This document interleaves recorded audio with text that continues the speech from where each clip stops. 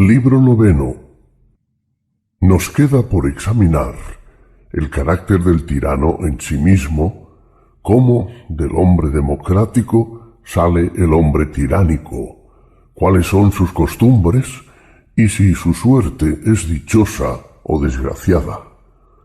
Sí, es lo único que nos falta por considerar.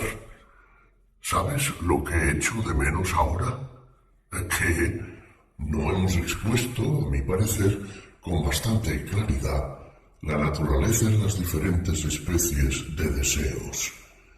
Mientras falte algo que decir sobre este punto, el descubrimiento de lo que buscamos quedará siempre envuelto en tinieblas. Aún estamos a tiempo de tratarlo, ¿no? Sí, sin duda. He aquí principalmente lo que yo querría conocer de una manera más clara. Entre los deseos y los placeres superfluos, los hay que son ilegítimos. Estos deseos nacen en el alma de todos los hombres, pero en unos, reprimidos por las leyes o por otros deseos mejores, se desvanecen enteramente gracias a la razón, o son débiles o pocos en número, mientras que en otros, por el contrario, estos deseos son más numerosos y al mismo tiempo más fuertes. ¿De qué deseos hablas? Hablo de los que se despiertan durante el sueño, cuando esta parte del alma, que es racional, pacífica y a propósito para mandar, está como dormida, y la parte animal y feroz, excitada por el vino y por la buena comida, se revela y rechazando el sueño, intenta escaparse y satisfacer sus apetitos. Sabes que en tales momentos, esta parte del alma a todo se atreve, como si se hubiera liberado violentamente de todas las leyes de la conveniencia y del pudor. No se contiene en su fantasía de cohabitar con su madre ni con ningún otro ser humano, divino o bestial. Ningún asesinato, ningún alimento indigno le causa horror. En una palabra, no hay acción, por extravagante y por infame que sea, que no esté pronta a ejecutar. Dices gran verdad, pero cuando un hombre observa una conducta sobria y arreglada, cuando antes de entregarse al sueño reanima la antorcha de su razón, alimentándola con reflexiones saludables, conversando consigo mismo, cuando, sin saciar a la parte animal, le concede lo que no puede rehusarse para que se tranquilice y no turbe con su alegría o su tristeza la parte inteligente del alma, sino antes bien la deje en su propio ser y pura naturaleza para continuar en sus observaciones sobre lo que ignore de lo pasado, de lo presente y de lo venidero. Cuando este hombre, apaciguada así la parte en que reside la fogosidad, se acuesta tranquilo y sin resentimiento contra nadie, en fin, cuando mientras las otras dos partes están quietas, pone en movimiento aquella tercera en la que reside el juicio, entonces ve más fácilmente la verdad y no se siente turbado por fantasmas impuros y sueños criminales. Estoy persuadido de eso. Quizá me he extendido demasiado. Lo único que importa saber es que hay en cada uno de nosotros, incluyendo a los que parecen más dueños de sus pasiones, una especie de deseos crueles, brutales, sin freno, como lo prueban los sueños. Examina si lo que digo es válido y si estás conforme. ¿Estoy conforme? Recuerda ahora el retrato que hemos hecho del hombre democrático.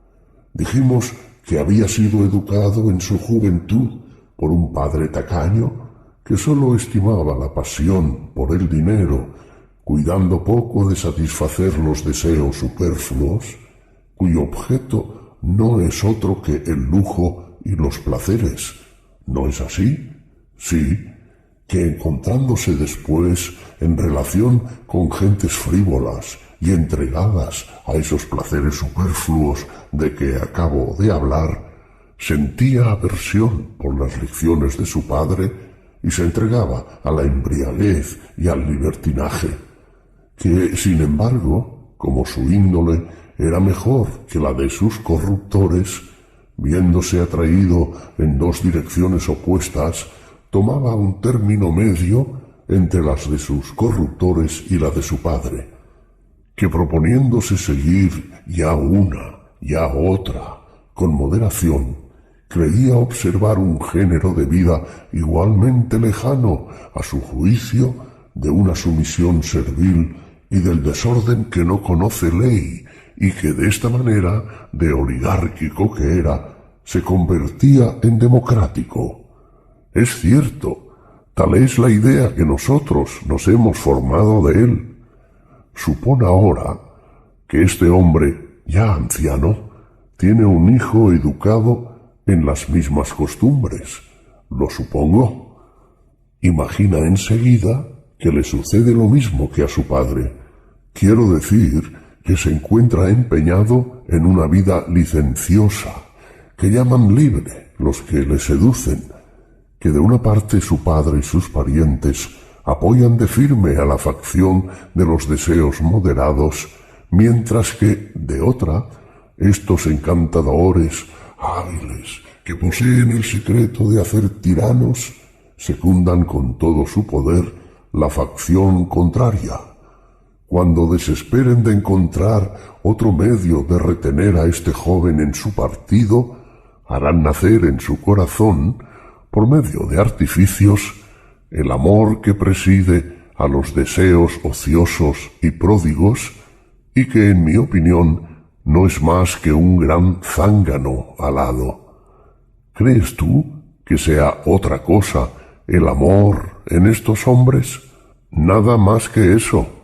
Bien pronto los demás deseos, coronados de flores, perfumados, brillantes, embriagados con licores y acompañados de placeres frenéticos, vienen a zumbar alrededor de ese zángano, le alimentan, le engrandecen y por último le arman el aguijón de la pasión, y desde aquel acto el tirano del alma no tiene ningún freno. Escoltado por la demencia, extermina y arroja fuera de sí todos los sentimientos honestos, todos los deseos virtuosos, hasta que, después de haber borrado de su alma todo vestigio de sensatez, la ve henchida de un furor que no conocía antes. Es esa una fiel pintura de la manera como se forma el hombre tiránico. ¿No es esta la razón por que se ha dado después a Eros el nombre de tirano?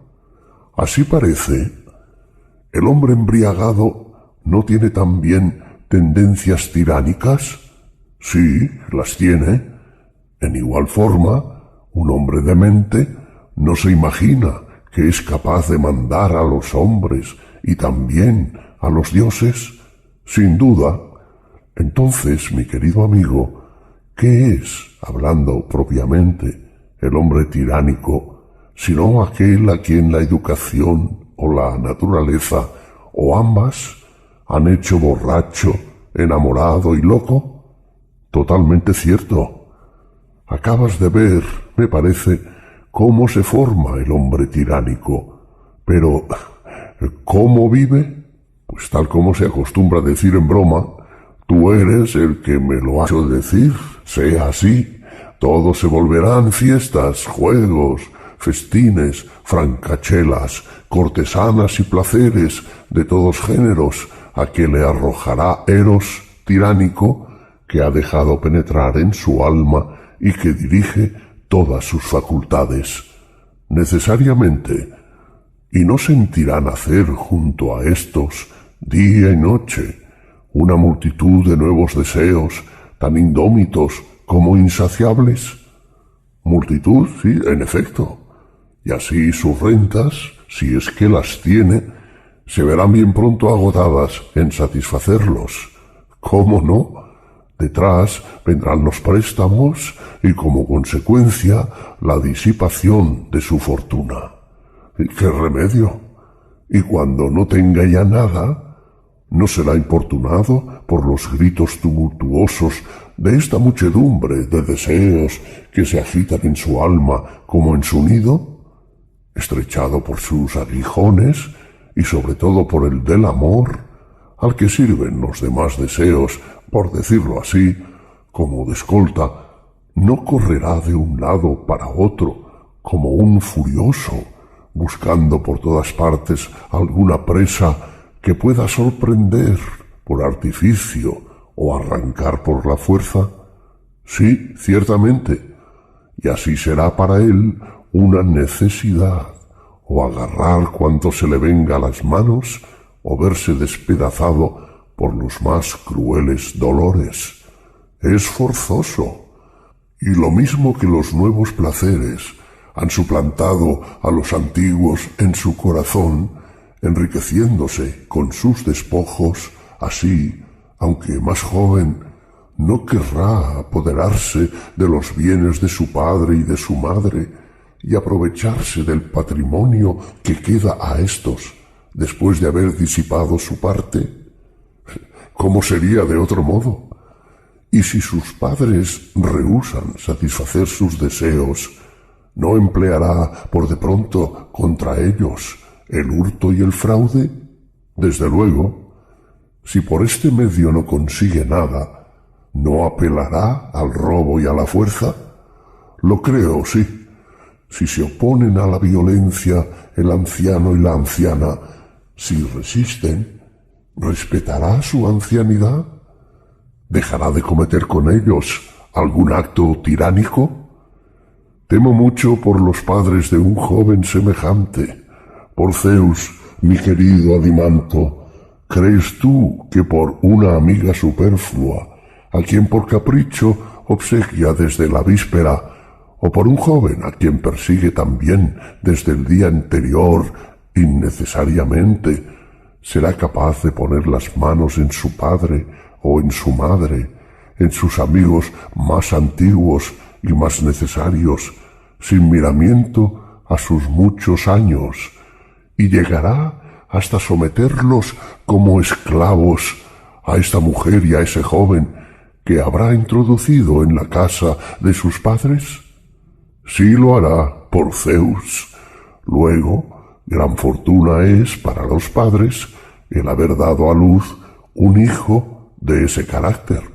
Desde luego. ¿Pero qué? Cuando haya consumido todos los bienes de su padre y de su madre, y el enjambre de pasiones se haya multiplicado y fortificado en su corazón, ¿no se verá reducido a forzar las casas, despojar de noche a los transeúntes y robar los templos? Las opiniones sobre el honor y la probidad, consideradas como justas, que le habían inspirado en su infancia, desaparecerán entonces delante de aquellas otras, con el amor a la cabeza, que se harán dueñas de su alma apenas liberadas de la esclavitud. Estas mismas opiniones, que cuando estaba él sometido a la autoridad de las leyes y a la voluntad de su padre, apenas se atrevían a emanciparse en los sueños de la noche, hoy que el amor se ha hecho su tirano, le conducirán 100 veces al día a las mismas acciones que antes experimentaba raras veces durante el sueño. Ni los asesinatos, las horribles orgías, ni los crímenes de ninguna clase le detendrán, porque reinando en su alma sólo el amor tiránico, le inspirará la licencia y el desprecio a las leyes, y mirando esta alma como un estado sometido a su imperio, le obligará a emprenderlo todo, para tener con qué alimentarle a él y a esa turba que lleva tras de sí, venida en parte de fuera por las malas compañías, y nacida en parte dentro, desencadenada por su propia audacia o liberada por él mismo. ¿No será esta la vida que hará éste? Es así, sin duda.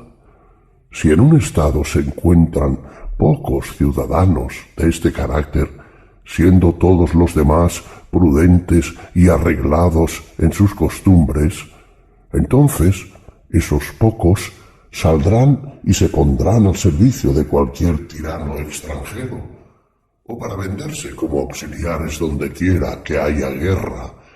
Y si en todas partes hay paz y tranquilidad, producirán en su patria un número infinito de pequeños males. ¿Qué males?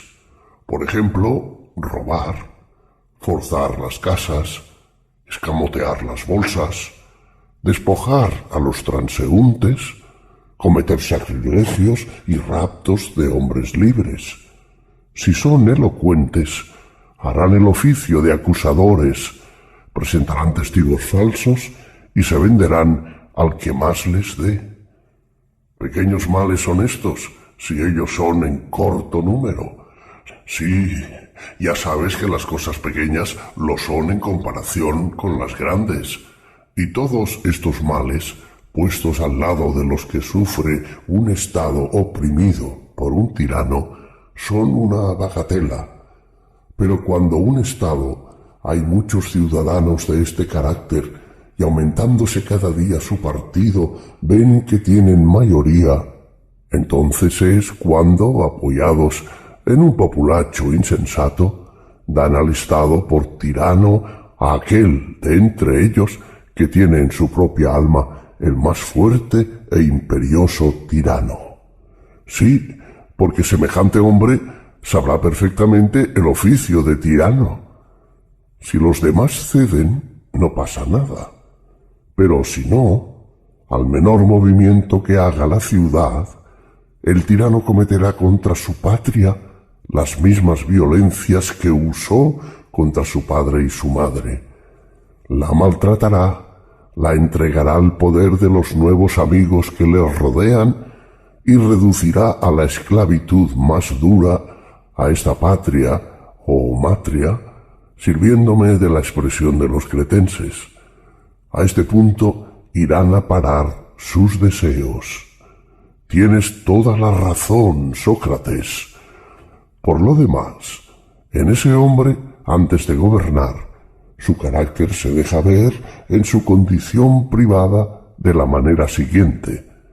O bien se ve rodeado de una multitud de aduladores dispuestos a obedecerle en todo, o arrastrándose él mismo impúdicamente a sus pies cuando tiene necesidad de los demás. No habrá cosa que no haga para convencerles de su decidido afecto, pero apenas habrá obtenido lo que deseaba cuando les volverá la espalda. Muy cierto, y así estos hombres pasan la vida sin ser amigos de nadie, siendo dueños o esclavos de voluntades ajenas, porque es un signo del carácter tiránico el no conocer ni la verdadera libertad ni la verdadera amistad. Desde luego, no puede llamarse a estos hombres con razón desleales. ¿Cómo no? Y no puede decirse también que son injustos en sumo grado, si lo que hemos dicho antes a propósito de la justicia es verdadero. Verdadero es, sin duda. Resumamos, pues, los rasgos que constituyen al perfecto criminal. Debe ser en vela tal como lo descubrimos en sueños. Sin duda, es el hombre que, teniendo el carácter más tiránico que puede concebirse, está revestido con la autoridad tiránica, y cuanto más tiempo ejerza la tiranía, más se afirmará en su manera de ser. Esa es una consecuencia necesaria. Y si es el más malo de los hombres, ¿no será también el más desgraciado? Y no lo será tanto más cuanto por más tiempo y de una manera más absoluta haya ejercido la tiranía. Distinta es, a este respecto, la opinión del vulgo. No puede ser de otra manera. La condición del hombre tiranizado por sus pasiones es la misma que la de un Estado oprimido por un tirano. Como la condición del hombre democrático se parece a la de un Estado democrático, y así sucede con los demás. ¿Cómo no? Y lo que un Estado es con relación a otro Estado, en razón ya de la virtud, ya de la felicidad, un hombre lo es con relación a otro hombre. ¿Qué otra cosa cabe? Pero, ¿cuál es la diferencia en virtud del Estado gobernado por un tirano con el Estado gobernado por un rey, tal como nosotros lo describimos al principio? Son enteramente opuestos. El uno es el mejor, el otro el peor. No te preguntaré cuál de los dos es el mejor o el peor, porque es cosa clara. Lo que yo te pregunto es si el que tienes por mejor es también dichoso, y el que tienes por peor, el más desgraciado. No nos alucinemos en este punto por fijarnos solo en el tirano y en el corto número de favoritos que le rodean. Entremos en el Estado mismo, examinémosle todo entero, penetremos en él por todas partes y enseguida demos nuestro fallo a lo observado. Pides una cosa muy justa. Es cosa evidente para todo el mundo que no hay un Estado más desgraciado que el que obedece a un tirano, ni más dichoso el que está gobernado por un rey. No tendré razón para exigir que se vaya con el mismo pulso cuando se trate de dar parecer sobre la felicidad de los individuos y para querer que nos atengamos a la decisión del que pueda penetrar con el pensamiento hasta el interior del hombre sin dejarse llevar, como los niños, de apariencias, ni tampoco de las exterioridades fastuosas de que el poder tiránico se reviste para imponerse a la multitud, sino penetrando en el fondo de las cosas. Si pretendiese yo, por consiguiente, que en la cuestión presente no deberíamos dar oídos a otro juez que al que a las luces del juicio une las de la experiencia, al que ha vivido con los tiranos, que los ha visto en su interior despojados del aparato y pompa teatral, y que sabe la impresión que le causan las crisis políticas. Si comprometiese a este hombre a dar su fallo sobre la felicidad o desgracia de la condición del tirano, comparada con todas las demás, sería muy correcto exigirlo. ¿Quieres que supongamos por un momento que nosotros mismos nos encontramos en estado de juzgar y que hemos vivido con los tiranos para que de esta manera tengamos a alguien que responda a nuestras preguntas? Sí, lo quiero. Sígueme, pues, y recordando la semejanza que existe entre el Estado y el individuo, considera el uno después del otro y dime cuál debe ser la situación de ambos. ¿Qué situación? Comenzando por el Estado, dime, ¿un Estado sometido a un tirano es libre o esclavo? Digo que es todo lo esclavo que se puede ser.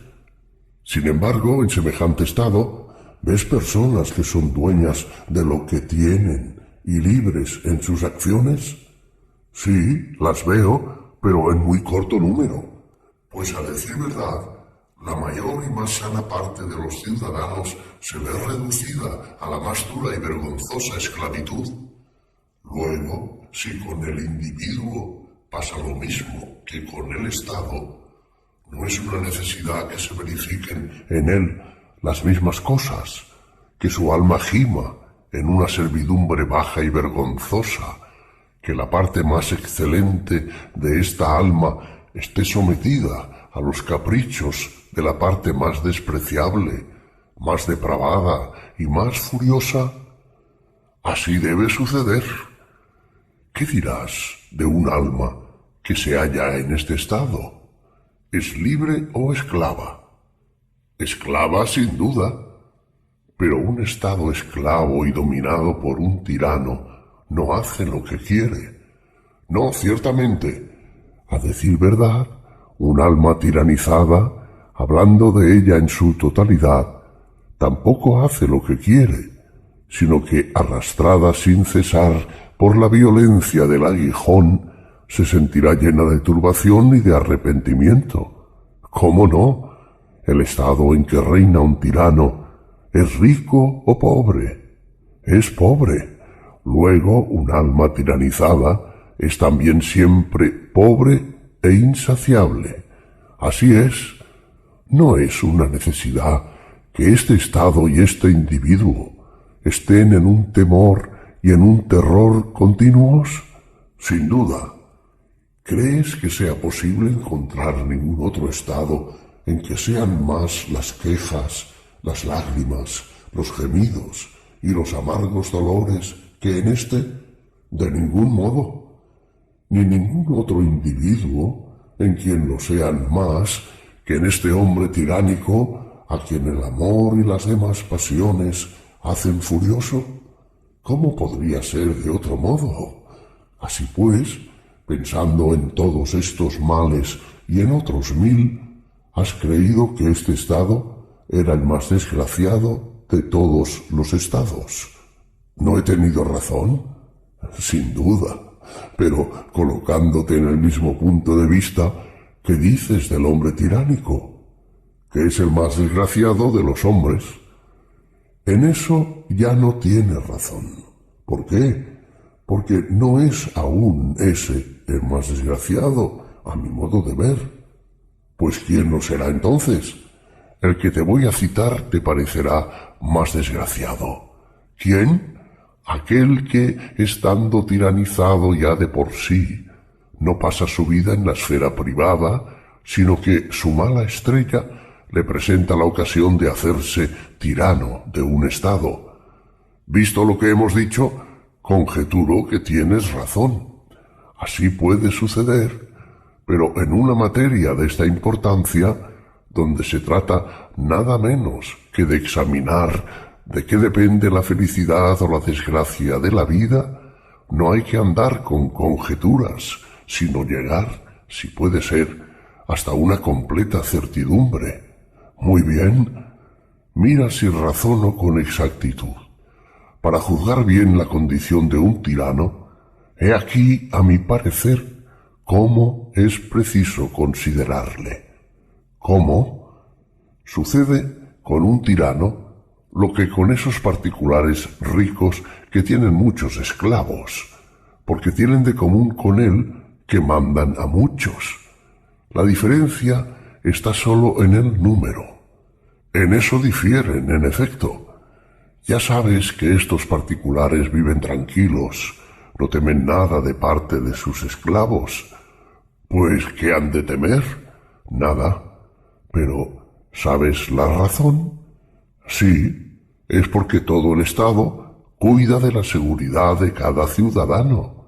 Muy bien, pero si algún Dios, arrancando del seno de esta sociedad a uno de estos hombres que tienen a su servicio 50 esclavos o más, con su mujer, sus hijos y domésticos, le transportara con su casa y bienes a un desierto, donde no pudiera esperar auxilio de ningún hombre libre, ¿no estaría continuamente temiendo que iban a perecer a manos de sus esclavos, él, su mujer y sus hijos?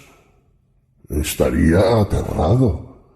Se vería precisado a agasajar a algunos de entre ellos, a ganarlos a fuerza de promesas y a darles la libertad, aunque no la mereciesen. En una palabra, a convertirse en adulador de sus esclavos. Tendría que hacer eso o perecer. ¿Y qué sucedería si ese mismo Dios colocase alrededor de la estancia de ese rico un gran número de gentes decididas a no sufrir que un hombre ejerciera imperio alguno sobre sus semejantes y a castigar con el último suplicio al que sorprendiera intentando una cosa semejante? Rodeado por todas partes de tantos enemigos, sería para él un motivo mayor aún para temer por sus días. ¿No está encadenado en una prisión semejante el tirano? Suponiéndole con el carácter con que le hemos pintado, ¿no debe verse devorado incesantemente por temores y deseos de toda clase? Por viva que sea su curiosidad, no puede viajar como los demás ciudadanos, ni ir a ver mil cosas que llaman su atención. Encerrado en el recinto de su palacio, como una mujer, envidia la felicidad de sus súbditos cuando sabe que hacen algún viaje y que van a ver cosas que excitan su curiosidad. Es muy cierto. Mayores aún son los males que cosecha el hombre tiránico que has considerado tú como el más desgraciado de los hombres, gobernándose mal a sí mismo, cuando la suerte le obliga a renunciar a la vida privada y le eleva a la condición de tirano. Es incapaz de conducirse a sí mismo y habrá de conducir a los demás. Su condición se parece a la de un enfermo que, no teniendo bastantes fuerzas propias, en lugar de pensar solo en su salud, se viese precisado a pasar toda su vida en combates atléticos. Esa comparación, Sócrates, es muy exacta y muy verdadera. Semejante situación, mi querido Glaucón, no es la más triste que puede imaginarse, y la condición de tirano no añade un aumento de desgracia al mismo que, en tu opinión, era ya el más desgraciado de los hombres. Convengo en ello. Y así, en realidad, y cualesquiera que sean las apariencias, el tirano no es más que un esclavo sometido a la más dura y baja servidumbre, y el adulador de lo más abyecto de la sociedad. Jamás podrá satisfacer por completo sus deseos, porque lo que le falta excede a lo que posee, y el que pudiera penetrar en el fondo de su alma encontraría que es verdaderamente pobre y vive siempre sobresaltado y siempre presa de dolores y angustias.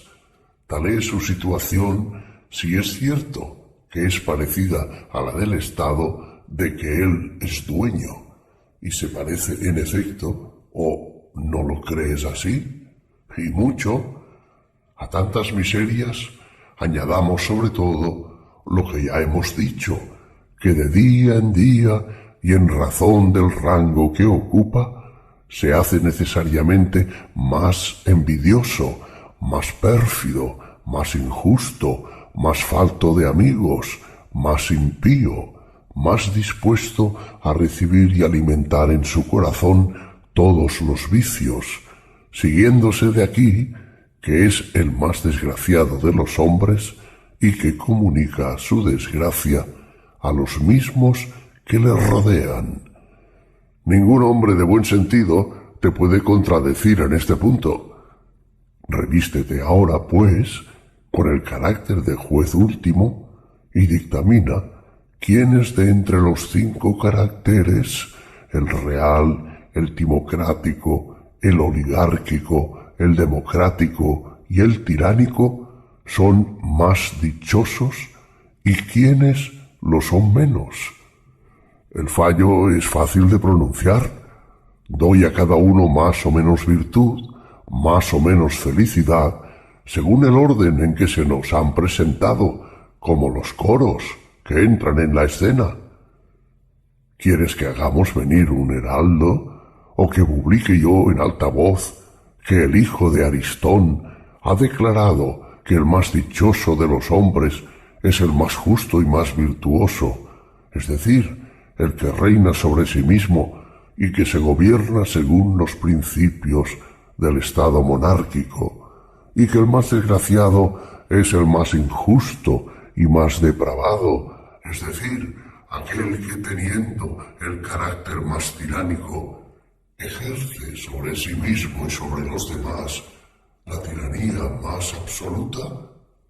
Proclámalo, y podré añadir que uno y otro son lo que hemos dicho, aun cuando ni los hombres ni los dioses tengan conocimiento alguno de ello? Añádelo. Por consiguiente, he aquí que hemos llegado al término de la primera demostración. Voy, si quieres, a darte una segunda. ¿Cuál es? Si el alma de cada uno de nosotros se divide realmente en tres especies, a la manera que el estado se divide en tres, ello da lugar, a mi parecer, a una nueva demostración. ¿Cuál? La siguiente. A estas tres partes del alma corresponden tres placeres propios de cada una de ellas, y por consiguiente tres clases de deseos y de dominaciones. ¿Qué quieres decir? Lo primero es aquello por lo que el hombre comprende. Lo segundo es aquello por lo que el hombre se irrita. Lo tercero tiene demasiadas formas para que pueda ser comprendido bajo un nombre particular. Pero ya lo hemos designado por lo más notable y por lo que más predomina. Lo hemos llamado concupiscible a causa de la violencia de los deseos que nos arrastran a comer, beber, al amor y a los demás placeres de los sentidos. Y lo hemos llamado amigo de las riquezas, porque el dinero es el medio más eficaz para satisfacer esta clase de deseos. Razón hemos tenido para ello.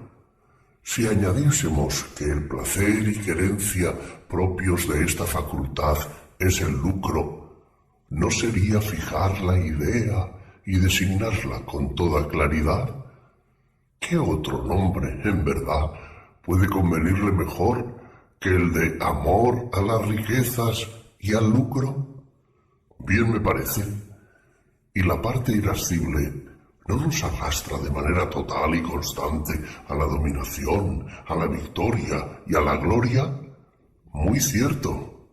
Luego podemos con razón llamarla arrogante y ambiciosa. Le conviene perfectamente.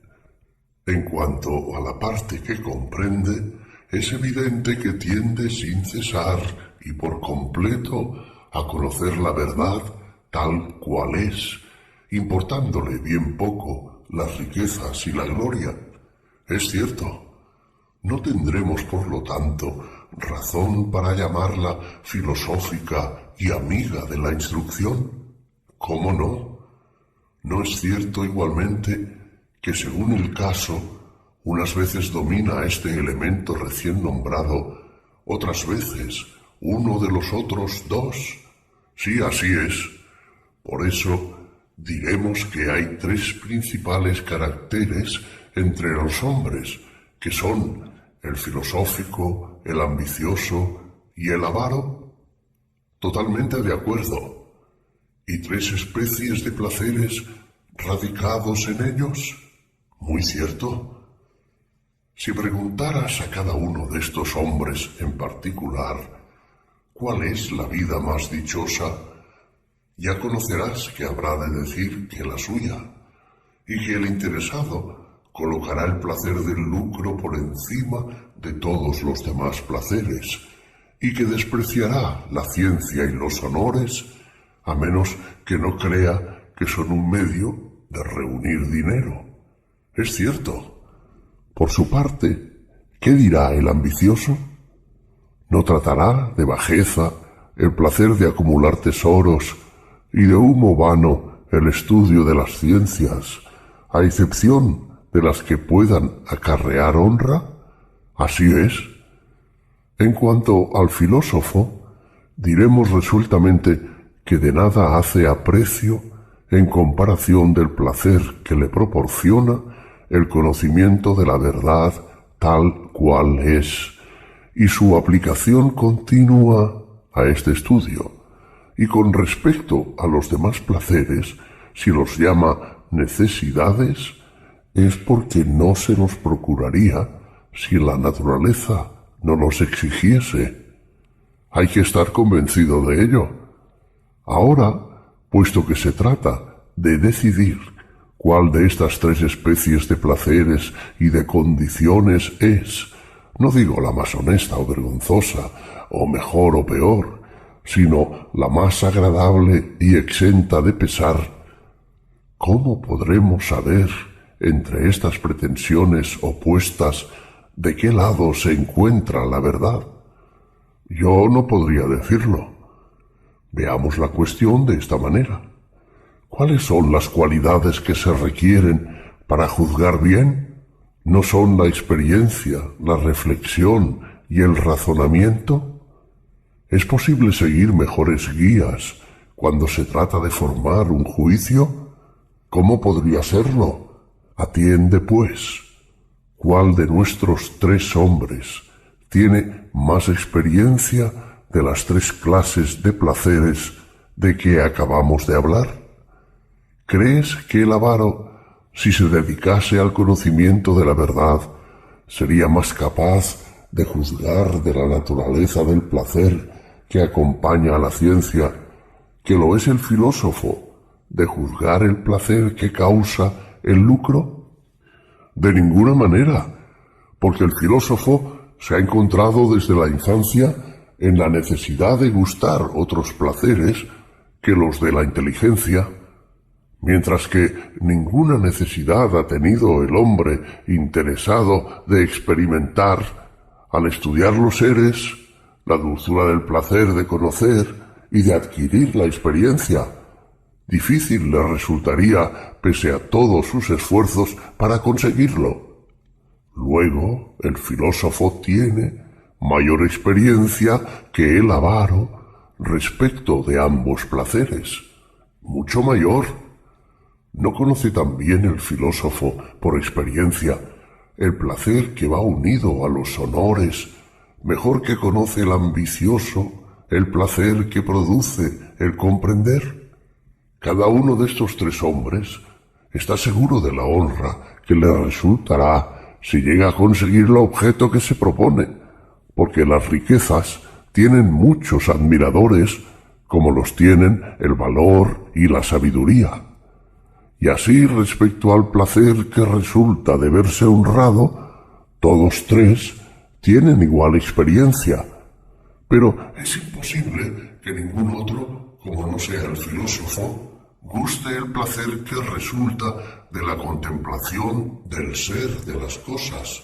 Por consiguiente, si solo se atiende a la experiencia, el filósofo está en mejor posición de juzgar que los otros dos, con mucho, y es el único que a las luces de la experiencia une las de la comprensión.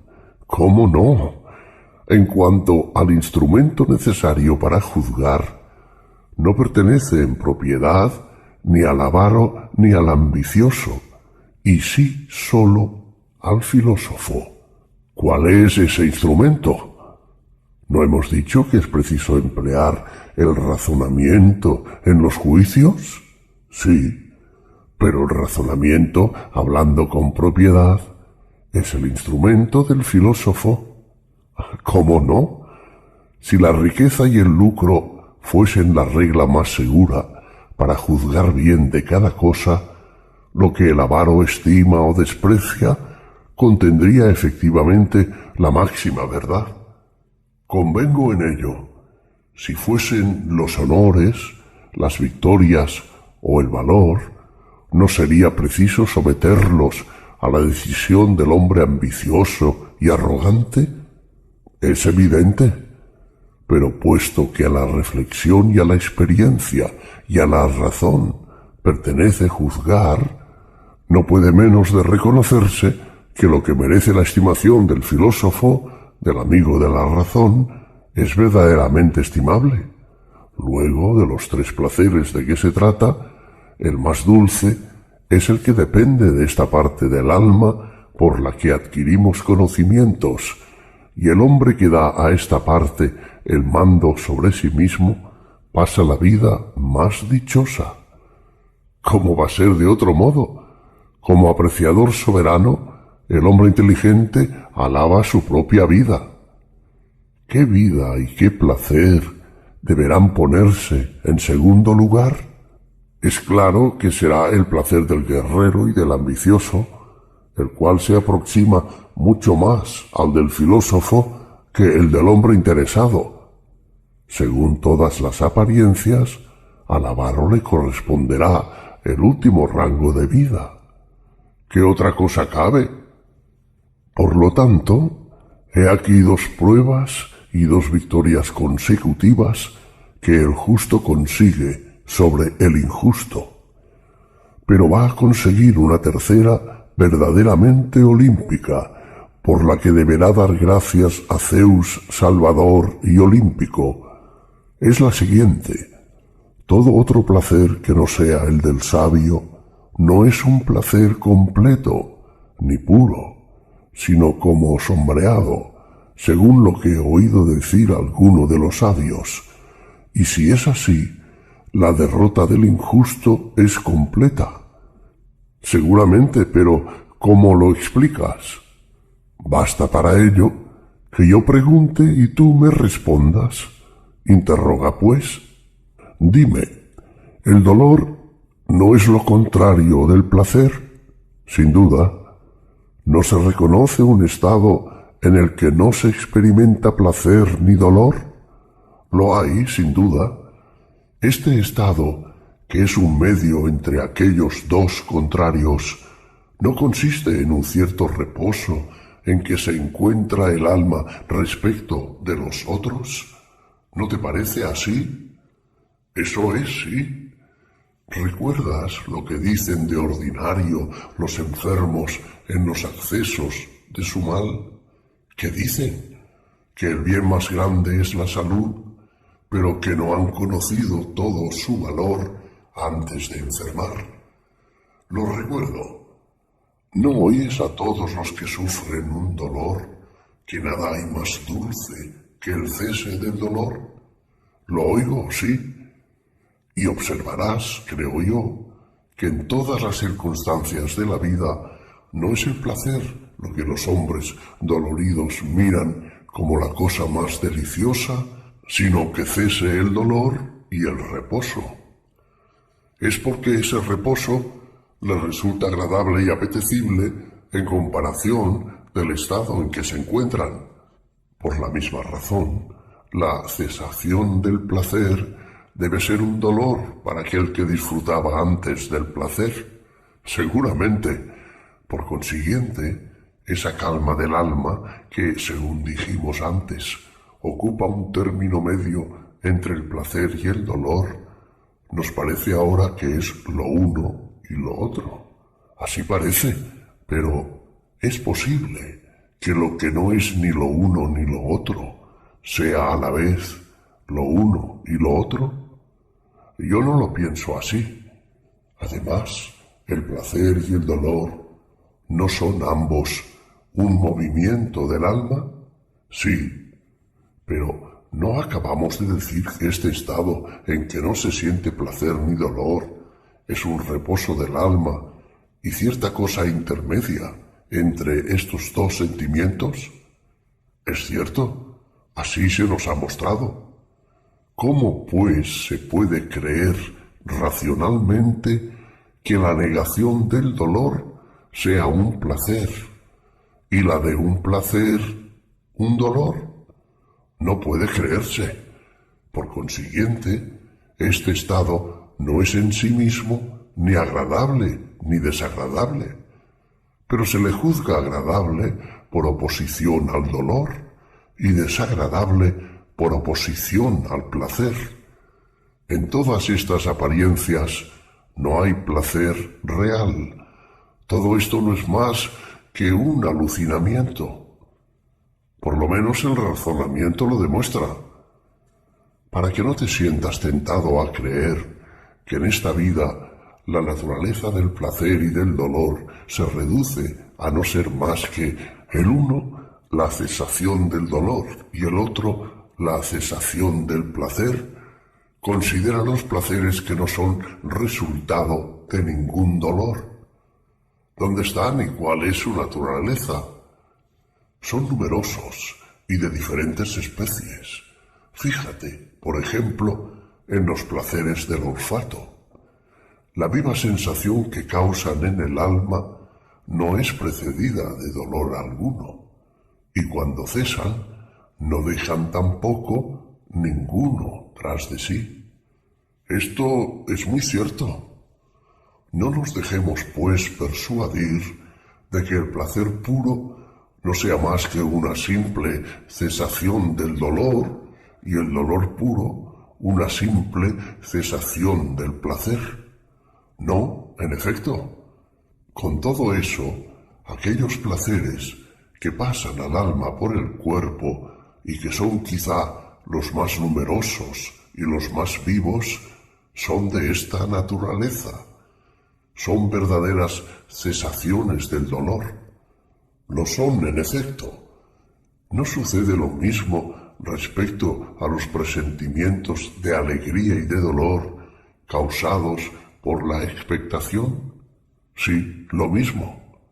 ¿Sabes lo que debe pensarse de estos placeres y con qué se los puede comparar?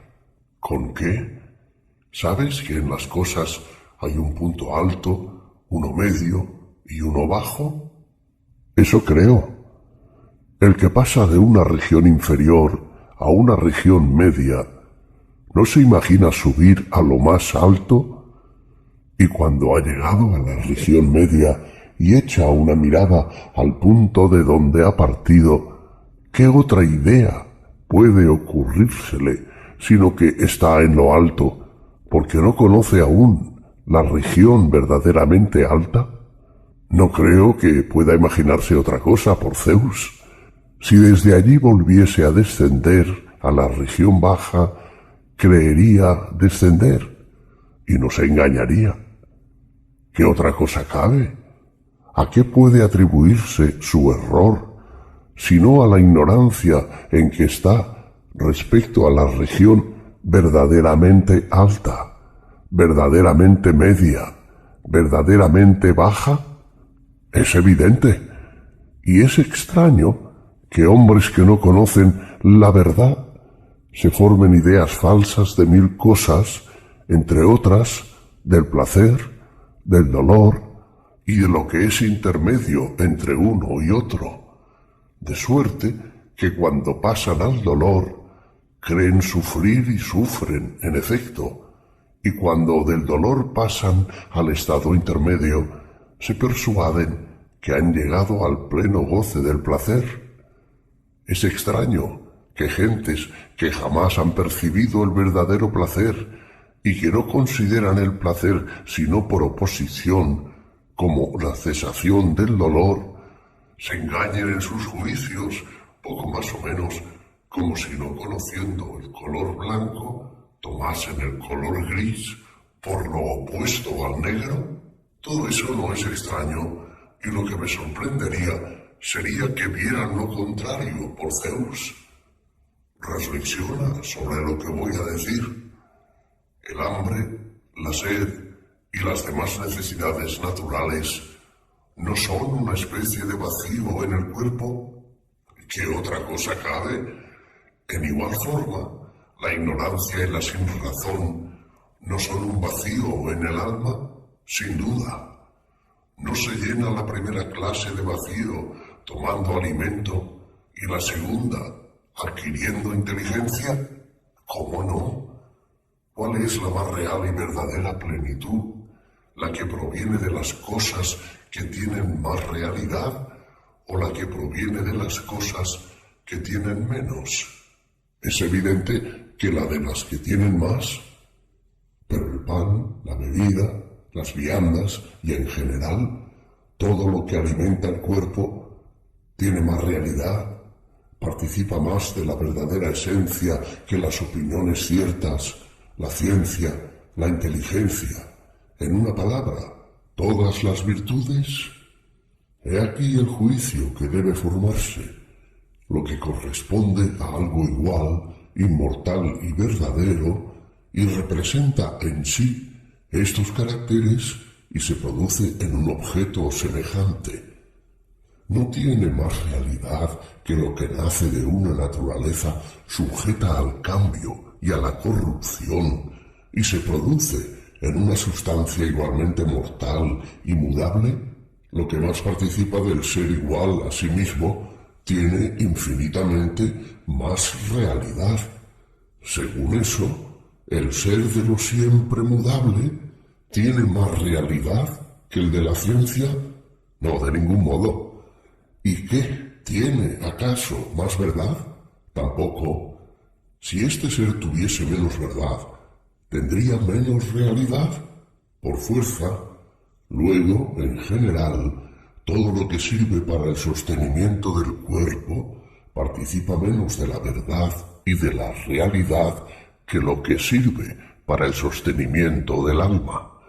Mucho menos.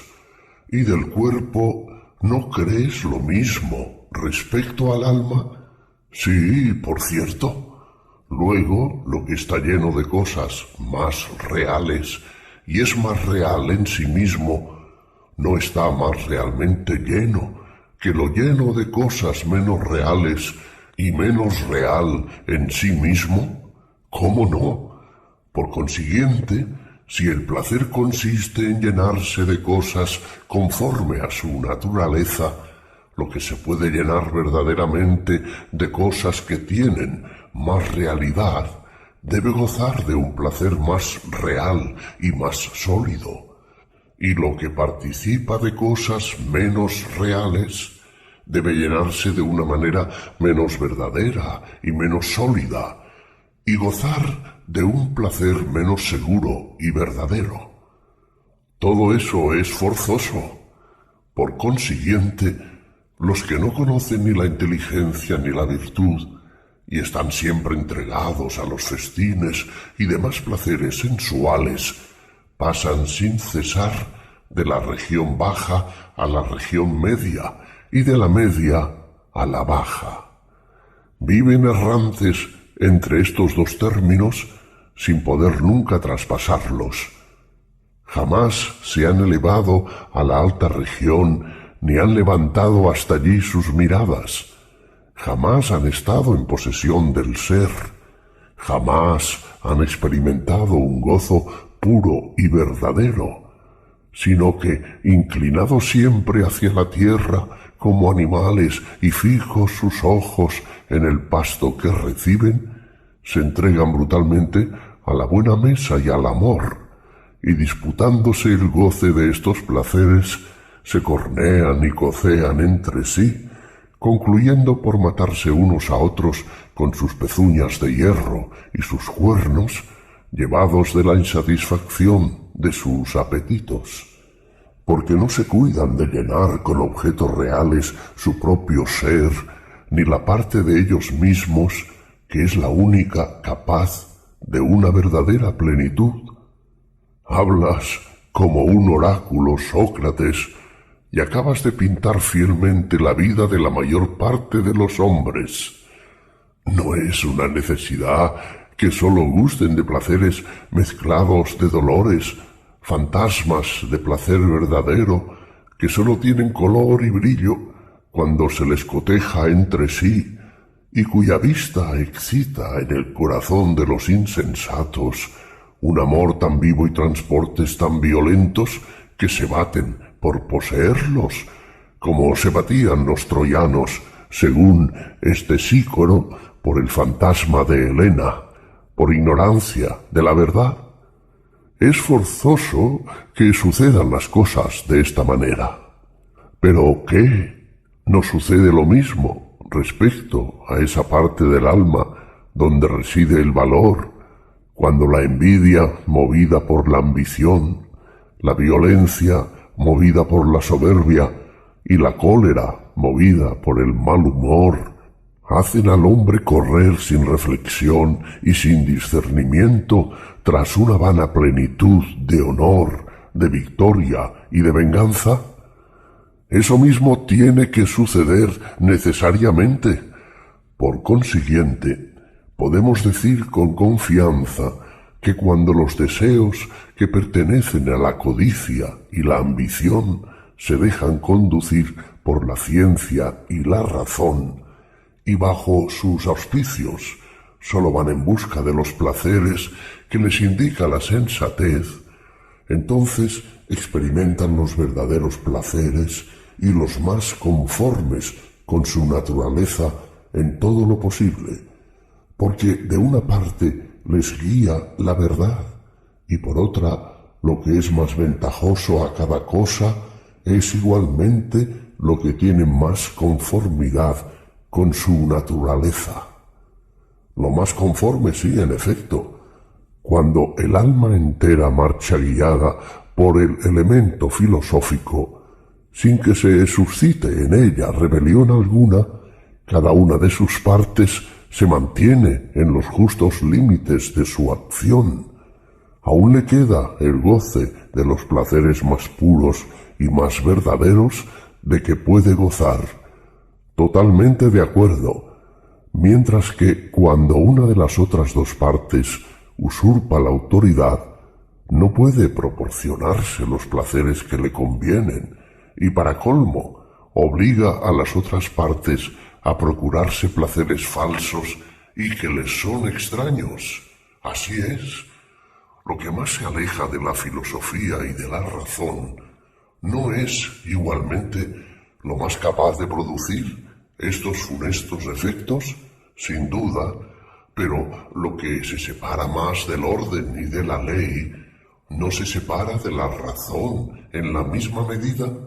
Es cierto, ¿no hemos dicho que nada se alejaba más de la razón que los deseos tiránicos y los eróticos? Con mucho, y que nada se separaba menos que los deseos moderados y monárquicos? Sí, por consiguiente, el tirano será el que esté más lejos del placer verdadero y apropiado, mientras que el otro se aproximará a él cuando es posible, forzosamente. Luego la condición del tirano será la más ingrata, y la del rey la más placentera. Es del todo necesario. ¿Sabes hasta qué punto la condición del tirano es más desagradable que la del rey? Lo sabré si tú me lo dices. Nos parece que hay tres especies de placeres, una de placeres legítimos y dos de placeres bastardos. Y el tirano, enemigo de la ley y de la razón, sitiado siempre por un cortejo de deseos, esclavos y rastreros, está colocado en la extremidad de los placeres bastardos. Ahora, hasta qué grado es inferior en felicidad al otro, es un punto difícil de determinar, a no ser de esta manera. ¿De qué manera? El tirano es el tercero después del hombre oligárquico, porque entre los dos se encuentra el hombre democrático. Sí, por consiguiente, si lo que dijimos antes es verdadero, el fantasma del placer que goza el tirano está 3 veces más distante de la verdad que el que goza el oligárquico. Así es. Pero si contamos por uno el hombre monárquico y el hombre aristocrático, el oligárquico es igualmente el tercero después de él. Lo es, en efecto. Luego, el tirano está alejado del verdadero placer el triple del triplo. Sí, a mi parecer. Por consiguiente, la apariencia de placer del tirano, conforme a este número lineal, puede expresarse por un número plano. Desde luego, porque multiplicando este número por sí mismo y elevándolo a la tercera potencia, es fácil ver cuántos grados está distante. Nada más fácil para un calculista. Ahora bien, si se considera al revés esta progresión y se quiere averiguar en cuántos grados el placer del rey es más verdadero que el del tirano, resultará, hecho el cálculo, que la vida del rey es 729 veces más grata que la del tirano, y que la de éste es más ingrata en la misma proporción. Acabas de encontrar, por medio de un cálculo completamente sorprendente, el intervalo que separa, en cuanto a placer y dolor, al hombre justo del injusto.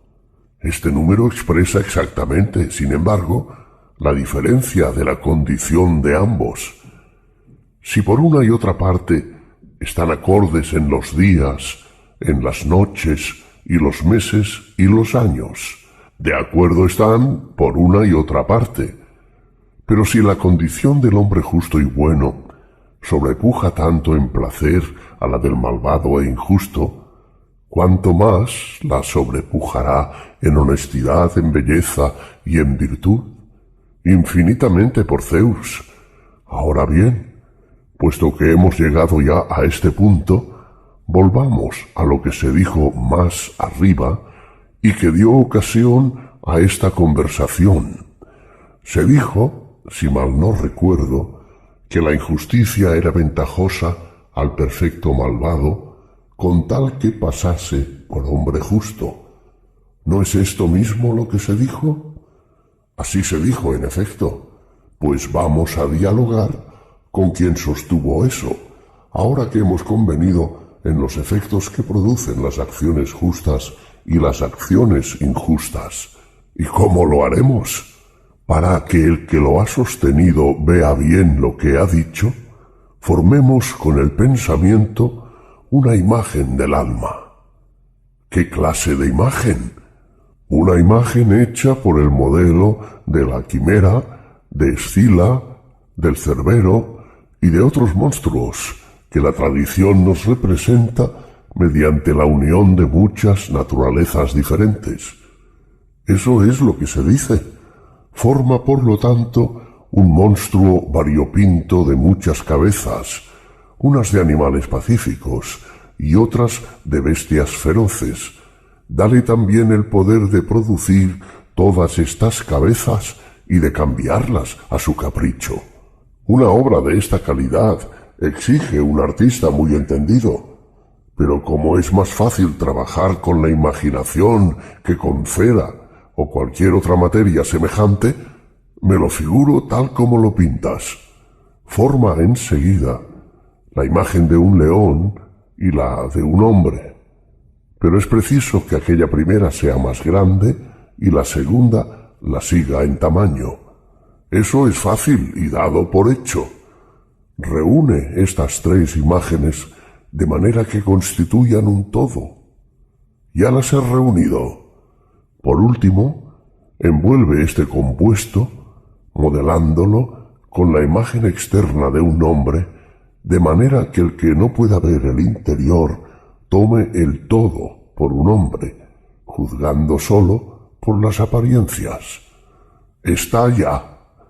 Responde ahora al que sostiene que la injusticia es ventajosa al hombre formado de esta manera y que de nada le sirve ser justo. Digamos que es como si se pretendiese que es ventajoso para él alimentar con esmero y fortificar al monstruo y al león y debilitar al hombre, dejándolo pasar hambre, de manera que esté a merced de los otros dos y puedan llevarle y traerle a donde les acomode. Y añadiremos, ¿no equivale esto a sostener y afirmar que en lugar de acostumbrarles a vivir juntos en un perfecto acuerdo, vale más dejarles batirse y devorarse los unos a los otros? El que alaba la injusticia en realidad dice esto, sí, exactamente. Recíprocamente, decir que es útil el ser justo equivale a sostener que el hombre debe con sus discursos y sus acciones trabajar para dar mayor fuerza al hombre interior dentro del otro hombre y conducirse con este monstruo de muchas cabezas como un entendido labrador, auxiliándose de la fuerza del león para impedir el crecimiento de los aspectos feroces y alimentar y fomentar los pacíficos, distribuyendo sus cuidados entre todos para que se mantenga una perfecta inteligencia entre unos y otros y entre todos y él mismo. He aquí precisamente lo que dice el partidario de la justicia. Por consiguiente, el que elogia la justicia tiene razón, y el que alaba la injusticia no la tiene. En efecto, ya se atienda al placer, o a la gloria, y a la utilidad, la verdad toda está por entero de parte del defensor de la justicia. Nada sólido se encuentra en los razonamientos del que la censura, ni tiene idea ninguna de la cosa misma que censura. A mi parecer ninguna. Como su error no es voluntario, tratemos de desengañarle suavemente. Le preguntaremos: mi querido amigo, ¿sobre qué fundamento descansa la distinción establecida entre lo digno y lo indigno? ¿No consiste en que lo uno somete la parte salvaje de nuestra naturaleza a la parte humana, o más bien divina, y que lo otro somete a la parte salvaje la que es mansa? ¿No convendrá en esto? Sí, si quiere creerme. Sentado esto, puede ser útil a nadie tomar dinero injustamente, si no puede hacerlo sin someter la mejor parte de sí mismo a la más despreciable. ¿Qué? Si por recibir este oro sacrifica la libertad de su hijo o de su hija y los pusiera en manos de amos feroces y crueles, creería perder en ello y rehusaría adquirir por este medio las mayores riquezas. Y cuando lo que hay en él de más divino se convierte en esclavo de lo más depravado y más enemigo de los dioses, ¿no había de ser esto para él el colmo de la desgracia? Y el oro que recibe a este precio no le cuesta más caro que lo que costó a Ericila el collar fatal por el que sacrificó la vida de su esposo. Yo respondo por él que no cabe comparación. Dime pues, ¿por qué razón se ha condenado en todos tiempos una vida licenciosa, sino porque el libertinaje afloja la rienda a este monstruo enorme, cruel y poliformo? Es claro que por esta razón. ¿Por qué ofenden y se critican la insolencia y el humor irritables, sino porque desenvuelven con exceso en el hombre el modo leonino y colérico? Sin duda, si se condena la vida muelle y voluptuosa, no es porque enerva y hace que degenere este mismo natural en cobardía. ¿Qué otra cosa cabe? ¿Por qué se vitupera la adulación y la bajeza, sino porque producen el efecto de sojuzgar la fogosidad a este monstruo turbulento, y porque la sed inextinguible de las riquezas, envileciéndole desde su juventud, hace que el león se convierta en mono? Es cierto. ¿De dónde nace, según tú, el vituperio al artesanado y al trabajo manual?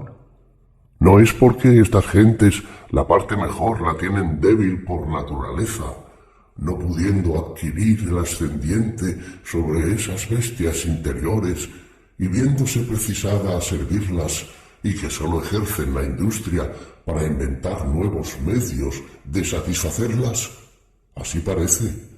Luego, para dar a tales hombres un dueño semejante al que gobierna al hombre superior, exigimos que obedezcan en todo a este hombre, que obedece él mismo interiormente a la voz de la divinidad, y ello no porque pretendamos que el esclavo haya de ser gobernado en su perjuicio, como Trasímaco pretendía al decir que era en perjuicio de los súbditos en general, sino que creemos, por el contrario, que nada es más ventajoso para todo hombre que dejarse conducir por un guía sabio y divino, ya lo tenga dentro de sí mismo y disponga de él como de bien suyo propio, que sería lo mejor, o ya, a falta de esto, se someta a un guía extraño, porque nuestro designio es establecer entre los hombres esta conformidad de costumbres, que es el origen de la amistad, sometiendo a todos a un mismo régimen. Exactamente. No es menos evidente que la ley se propone el mismo objeto cuando presta igualmente su auxilio a todos los miembros del Estado. La dependencia en que están los hijos se funda en el mismo principio.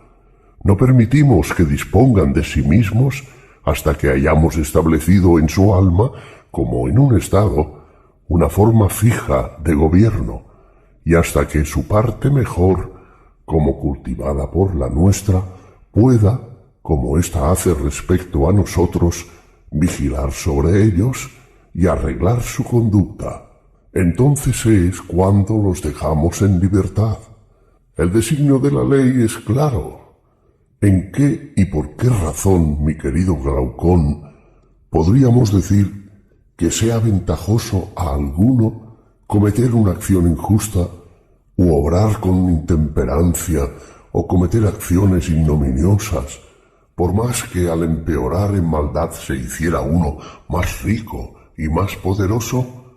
De ninguna manera. ¿De qué serviría que la injusticia quedase oculta e impune? La impunidad no hace al hombre malo más malo aún, mientras que, descubierto un crimen y castigado, la parte animal se apacigua y se amansa y lo pacífico se libera. El alma entera, volviendo al régimen del principio mejor, se eleva, mediante la adquisición de la templanza, de la justicia y del buen juicio, a un estado tanto más superior al de un cuerpo dotado de fuerza, belleza y salud, cuanto que el alma misma está muy por encima del cuerpo. Totalmente cierto. Por consiguiente, todo hombre sensato dirigirá todas sus acciones a este mismo fin. En primer lugar, cultivará y estimará por encima de todo las enseñanzas propias para perfeccionar su alma, despreciando todas aquellas que no producen el mismo efecto. Es evidente. En segundo lugar, en su régimen corporal, no buscará el goce de los placeres brutales e irracionales, ni tampoco buscará la salud, por mor de ser fuerte, sano y hermoso, en cuanto todas estas ventajas no sean para él medios para la salud de su mente. Y en una palabra, no mantendrá una perfecta armonía entre las partes de su cuerpo, sino en cuanto pueda servir para mantener el acuerdo que debe reinar en su alma. No se propondrá otro objeto si quiere ser verdaderamente músico. En consecuencia, no buscará la misma armonía y orden respecto a las riquezas, o bien se dejará deslumbrar por la idea que la multitud se forma de la felicidad. ¿Acaso aumentará sus riquezas hasta el infinito para aumentar sus males en la misma proporción? No lo creo. Por contra, teniendo siempre fijos los ojos en su gobierno interior, atento a impedir que la opulencia de una parte y la indigencia de otra desarreglen los resortes, hará estudio en conservar siempre el mismo plan de conducta en las adquisiciones y gastos que pueda hacer. Exactamente, rigiéndose por estos mismos principios respecto de los honores, participará y, si se quiere, gustará incluso de los que puedan hacerle mejor, y huirá lo mismo en la vida privada que en la pública de los que puedan relajar la disposición de su ser. Pero teniendo siempre fijos sus ojos en lo dicho, no querrá actuar en política. No, por el can. En su propio estado interior se encargará con gusto del gobierno, pero dudo que lo haga así del de su patria, a no sobrevenir una situación de origen divino. Entiendo. Hablas de este estado, cuyo plan hemos trazado, y que sólo existe en nuestro pensamiento, porque no crees que exista uno semejante sobre la tierra. Por lo menos, quizá haya en el cielo un modelo para los que quieran mirarlo y fundar a su imagen su ciudad interior. Por lo demás, poco importa que tal estado exista o haya de existir algún día. Lo cierto es que el sabio no consentirá jamás gobernar otro que no sea éste. Es muy probable